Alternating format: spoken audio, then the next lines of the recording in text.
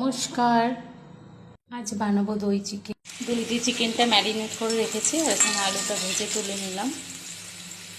এবার শুকনো লঙ্কা তেজপাতা ফোড়ন দিয়ে দিই আর পেঁয়াজগুলো দিয়ে দিই। পেঁয়াজটা ভাজা হচ্ছে, নুন দিয়ে দিলাম। পেঁয়াজটা ভাজা ভাজা হয়ে গেছে, এবার পেস্টটা দিয়ে দিই। লাল লঙ্কা পাকা লঙ্কা দিয়েছিলাম, সুন্দর হবে। এর মধ্যে রসুন পেস্টটাও দিয়ে দিলাম।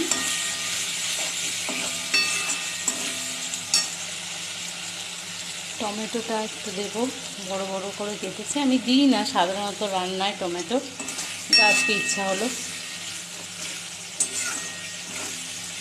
মশলাটা কষে এসেছে, এবার মাংসটা দেব। সেটা কষানো হোক। হলুদ আর কাশ্মীরি মির্চ প্যাকেটে দিয়ে দেবো, দিয়ে আবার কষাবো।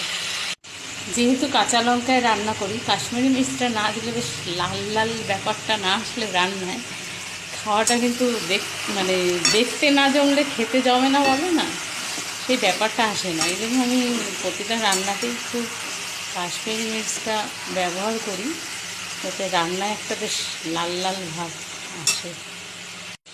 মাংসটা প্রায় কষানো হয়ে গেছে, এবার আলুগুলো দিয়ে দেবো। আলুটা দিয়ে দিই।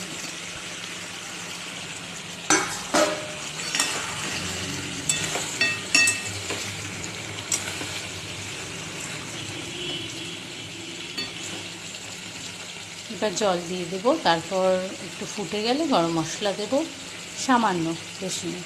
মাংসটা কষানো হয়ে গেছে, এবার জল দিয়ে দিই।